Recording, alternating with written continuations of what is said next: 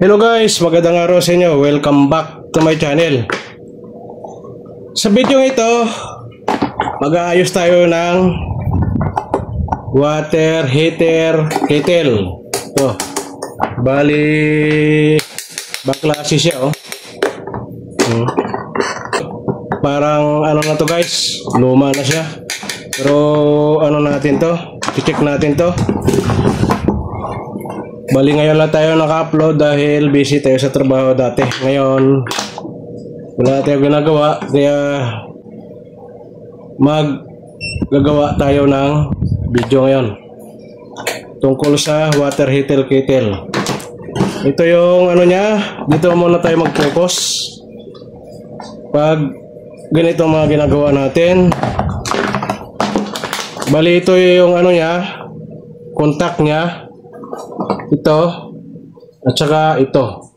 Yan. Ngayon titesterin muna natin ito guys, yung cord nya.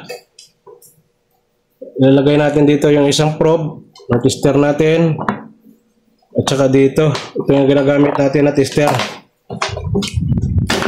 Naka-auto na ito sa guys, kaya kahit anong iselect natin, voltage, AC/DC, ohms, continuity, hertz, capacitance, diode, MCB at saka live. Yan ang naka-ano sa tester natin. Ngayon dito muna tayo. Testerin muna natin to. Bali ito yung contact niya. Dapat may continuity. Mayroon siya. Tumunog. Lipat tayo dito sa kabila. Lipat natin tong isang probe dito. Dapat makakuha tayo ng continuity. Yan. Tumunog ulit siya. Ibig sabihin buo ang cord. Yan. Ngayon buo ang cord. Dito naman tayo mag-focus. Kasi ito okay naman yung contact niya hanggang dito. Tapos dito naman tayo sa pinaka-katawan niya. Bali ito yung contact niya. At saka ito papunta sa dito sa switch. Yung switch niya. Yan. Ngayon dito tayo. Testerin natin to. Ito yung contact niya at saka dito. Yan. Tapos i-switch ko dito. Dapat may makuha tayo na continuity sa tester natin. Dapat tutunog siya. Ayan, tumunog. Tanggalin ko yung switch. Patay siya. I-on natin ang switch. Okay siya. Ibig sabihin, okay. Buo ang ito, buo siya, buo, may connection siya. Ngayon, subukan nating saksak. Ilagay natin. I-on natin ang switch. Yan. Ayan, bumabalik. Bumabalik sa guys. Bumabalik yung switch natin, no? Saka wala siyang ilaw. Bali ito yung indicator niya, dito yung indicator niyan. Oh. Pag may okay siya. Ito yung ano natin. Bakit ganito? Kasi dito yung pin niya. Ayan oh. May pin siya na maliit dito. Ayan oh. Pag itulak natin yan dito, dapat pag switch natin, ayan oh. Naka-on siya. Pag tinanggal ko dito, babalik yan oh. Yan. Susundutin natin dito ulit.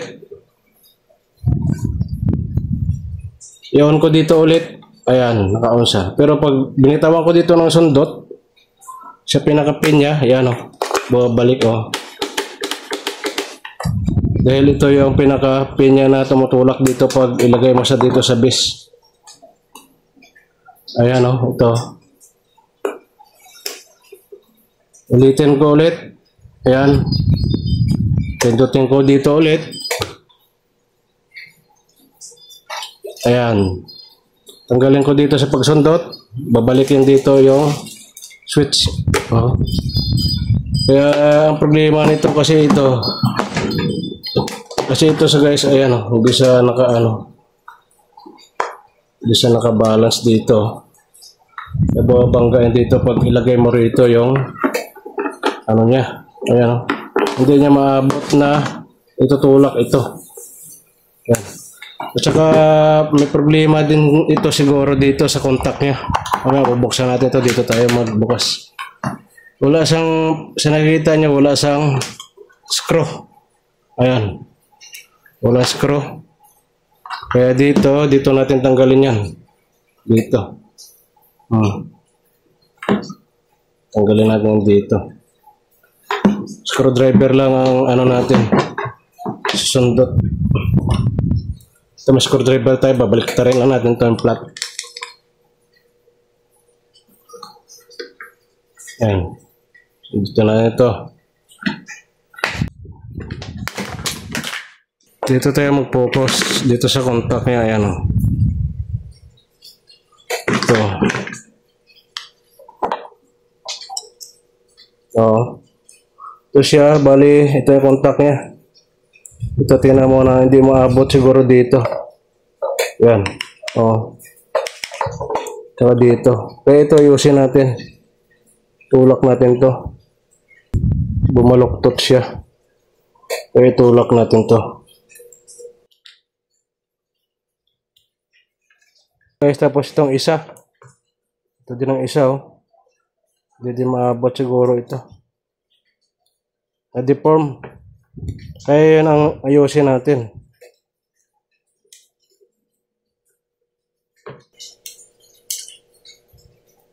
Yan yung ano natin.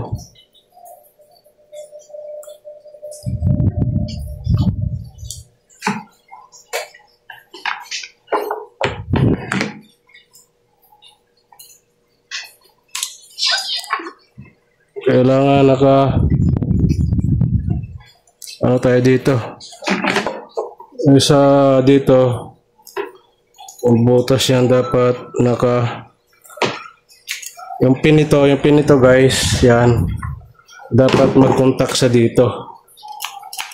Dito. Kaya yung contact niya hindi masyado maayos. Ayusin natin dito. So, yung contact niya guys, oh.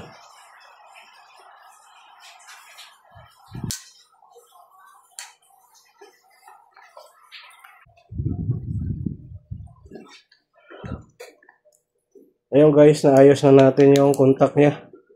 Ito. Napisto na natin ng maayos.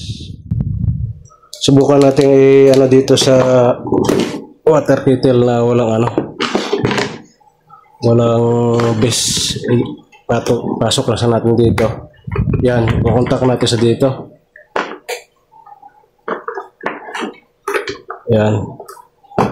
Kailangan pasok natin sa dito. Ganyan. Tapos ganito lang natin. Tapos switch ko. Okay na switch, diba? Kasi nasusundot niya na yung ano doon, pinakapin. Ngayon testerin natin. Dapat may continuity siya. Ayan, mayroon na siya, diba? Ganun lang may problema doon. Yung contact lang. Off natin. On natin. Okay na. Ngayon, ibabalik lang natin to sa pinaka-base niya.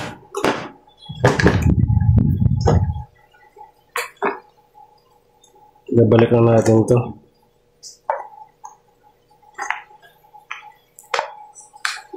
Dapat yung pisto niya ay maganda. Yan.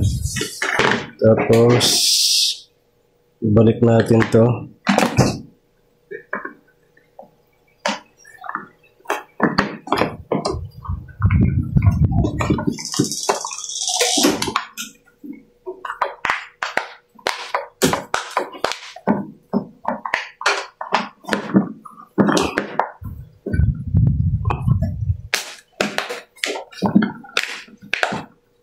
Ayan.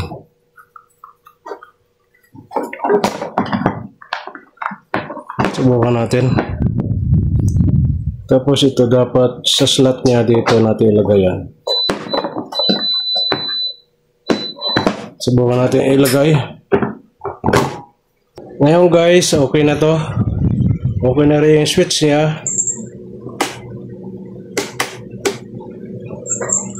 Okay na rin yung contact niya sa loob.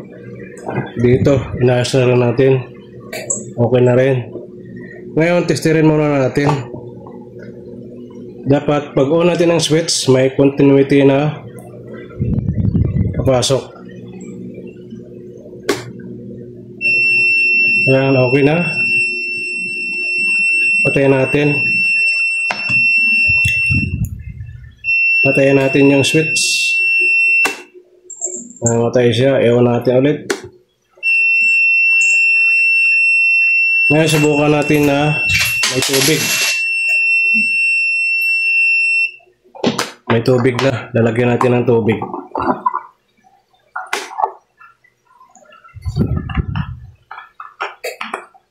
Ganun lang yung gagawin nyo guys.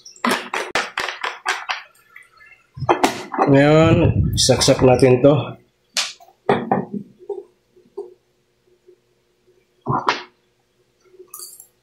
Iwan natin. Naka-off siya. Hindi nakasaksak yung ano natin. Saksak muna natin. Hindi nakasaksak yung extension natin.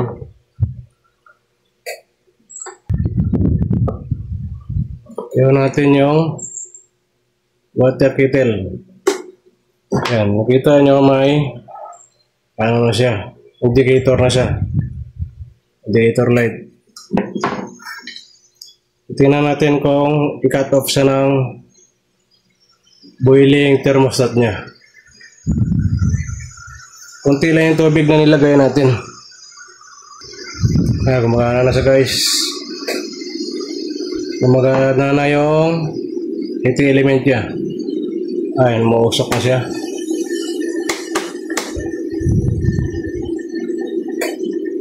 Mausok na siya guys. Dapat i-cut off ito yung ano natin.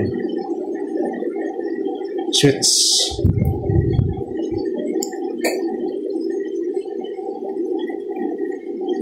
Kung sobra na yung cut off na siya. Ibig sabihin, okay na to. Ganun na yung gagawin nyo guys. Pag nag-troubleshoot kayo nito, dito muna unahin pag okay. Pero pag okay siya, pero pag nilagay mo yung ito, hindi pa rin siya gumagana. Ibig sabihin yung contact, yung dalawang contact doon sa dalawang niya o saan man, hindi siya nagko-contact dito. Nakailalim. Lagyan natin ulit. Iwan natin ulit. Ayan, nakikita yung indicator light niya ay gumagana na rin. Maganda klase ito kasi mabigat siya na na water kettle. Yan, cut off na siya ulit.